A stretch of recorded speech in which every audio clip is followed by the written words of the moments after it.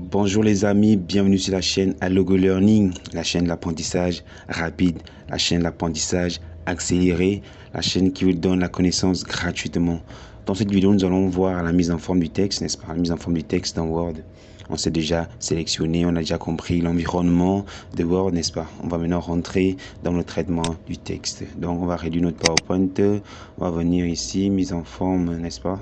On va ouvrir le petit fichier que nous avons préparé, n'est-ce pas, à cet effet. Voilà.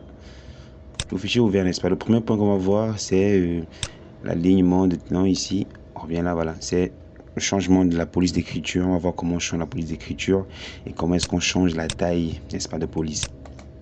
On vient ici, déjà, on peut remarquer là, c'est ici qu'on va changer la taille, n'est-ce pas, de police. Et c'est là qu'on va changer la police d'écriture. Donc, pour changer la police d'écriture, la première chose à faire, c'est de sélectionner le texte. Donc, on vient ici, on veut changer la police de tout le texte, n'est-ce pas? La police d'écriture de tout le texte, de tout le document. Donc, on vient ici, sélectionner tout. Voilà.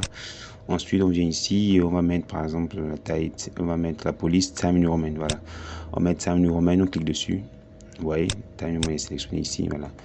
Donc, mon texte, en maintenant, en police Times New Roman. Voilà. C'est vraiment très facile. Très facile. Maintenant, on va changer la taille de tout le document. Naturellement, on revient ici, sélectionner tout. On vient sur la taille qui est là. On avait déjà vu ça déjà, n'est-ce pas? On choisit la taille 12 par exemple. Voilà. Voilà, tous nos documents, n'est-ce pas? La taille est bel et bien 12, n'est-ce pas? Par exemple, ici, on va mettre la taille, on va mettre la taille 14, voilà. Taille 14, n'est-ce pas? Dans le titre ici, c'est en taille 14. Le reste, le corps du texte, c'est en taille 12. Voilà, on peut le voir ici, taille 12. Si je clique ici, c'est en taille 14. Ok, d'accord. Donc après ça, on va mettre la mise en gras, la mise en italique et la mise en souligné. Pour mettre en gras, rien de plus facile. On sélectionne le texte, on vient ici, tac, sur le G. Le texte est en gras. Donc, plus le mot est important, plus vous allez le mettre en gras naturellement. Dans les mots les plus importants de votre texte, vous allez les mettre en gras pour interpeller rapidement le lecteur, n'est-ce pas? Soit que là, ce mot, c'est un mot qui n'est pas comme les autres, n'est-ce pas? Qui a une signification ou qui est très très important. Voilà. Pour mettre en italique, ici sur le i, naturellement, voilà, le texte est en italique. Pour enlever l'italique, on revient sur le i. Pour enlever le gras, on revient sur le g, n'est-ce pas? On va laisser le texte en gras. On va le mettre aussi en souligné. Voilà. Sur le S, le texte est en souligné facilement. C'est vraiment très facile. Ensuite, on a barré un texte. Ça, je vous laisse chercher. Voilà, je vous laisse chercher comment barrer un texte. Vous allez me dire en commentaire. Maintenant, on descend, modifier la case d'un texte.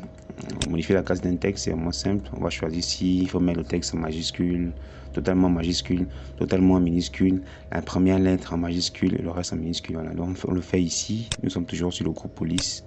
On le fait ici, majuscule. Donc, on va mettre notre titre en majuscule. Voilà. Le titre est en majuscule, c'est vraiment parfait.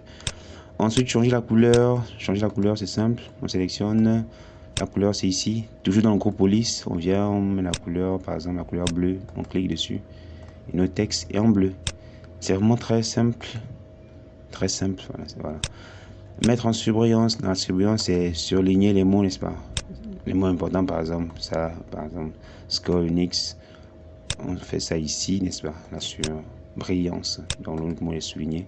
Vous pouvez aussi le faire avec le marqueur. Prenez le marqueur et au niveau de votre écran, MDR, je blague. Ne le faites surtout pas. Ne le faites surtout pas. Voilà, Microsoft Office par exemple, on met la surbrillance. Donc la surbrillance est surlignée. Si on veut enlever la surbrillance, on resélectionne le mot qui est en surbrillance pour la phrase. On revient ici. Aucune couleur. Voilà. C'est parfait. Ensuite, donc changer la police d'écriture, c'est déjà maîtrisé. Changer la taille de police, c'est déjà maîtrisé. Mettre le texte en gras, italique, souligné, c'est déjà maîtrisé. Modifier la case, changer la couleur, mettre le texte en surbrillance, tout ça c'est déjà maîtrisé. On évolue avec l'alignement des textes, n'est-ce pas? On peut aligner un texte à gauche, on peut aligner un texte au centre, on peut aligner un texte à droite, n'est-ce pas? Voilà. Donc par exemple ici, notre texte là est aligné à gauche, n'est-ce pas? L'alignement par défaut. Donc quand on tape le texte dans Word, le texte s'aligne à gauche, n'est-ce pas? À gauche c'est bel et bien ici, voilà. Bel et bien ici, on est bien d'accord. Ok, d'accord. Donc, on va aligner notre titre, par exemple, à droite. Oui, le titre est aligné à droite.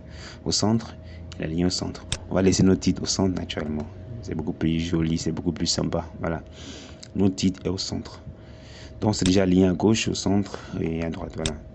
Maintenant, on va justifier le texte, n'est-ce pas? Quand vous avez affaire à un document administratif, généralement le texte est toujours justifié. On va prendre le texte qui est là. Donc, justifier, c'est ici. Voilà, on remarque ici, quand c'est aligné à gauche, le texte est aligné à gauche. On le voit très bien. Là, c'est aligné à droite, vous voyez. C'est bel et bien aligné à droite. Là, c'est vraiment au centre, voilà. Maintenant, si on veut justifier, c'est aligné à gauche et à droite en même temps, voilà. Donc, si on clique ici, on voit bien que le texte est aligné à gauche et à droite, voilà. Donc, je le répète, n'est-ce pas? Si on a un document administratif à traiter, n'est-ce pas?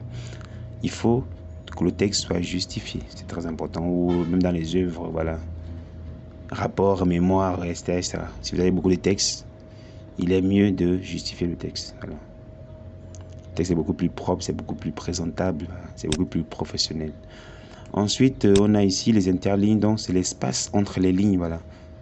Donc ça peut parfois être encombrant quand les lignes sont trop serrées, n'est-ce pas? Donc l'espace entre les lignes là, on appelle ça interligne. Donc comment on fait pour modifier ça? Voilà, on sélectionne par exemple ici nos textes. Les interlignes sont ici dans le groupe paragraphe, n'est-ce pas? On vient ici, on choisit par exemple 1,5. Vous voyez? Voilà. Le texte est vraiment beaucoup plus lisible, n'est-ce pas? La lecture est vraiment beaucoup plus aisée, n'est-ce pas?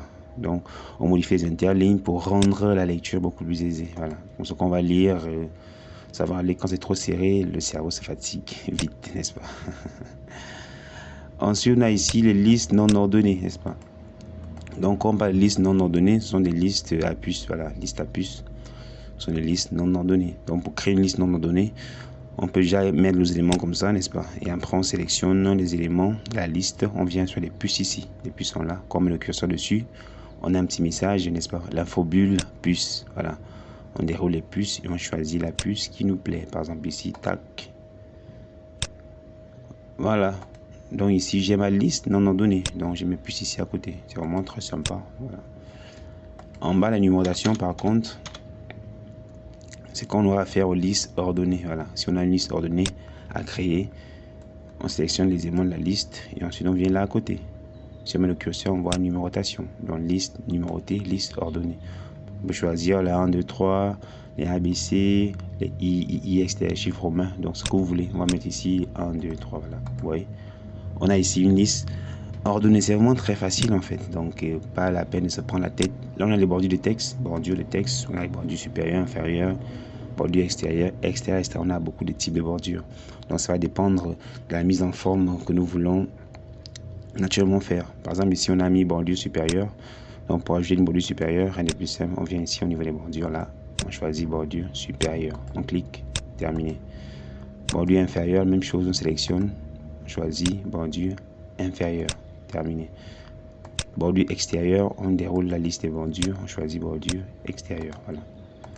C'est vraiment très facile et très pratique. Donc, pas besoin de se prendre la tête. Si on doit mettre en forme un texte, on est là, on a le groupe police, le groupe paragraphe qui sont là, qui vont nous permettre de faire vraiment l'essentiel du travail. Voilà. Donc, pas besoin d'être un expert. Il faut juste lire et cliquer là où il faut en fait. Donc, au passage, mettons les titres en gras. Voilà, pour faire la différence. En gras, souligné, par exemple. 2 points. Voilà. Là aussi, même chose. En gras, souligné. Voilà.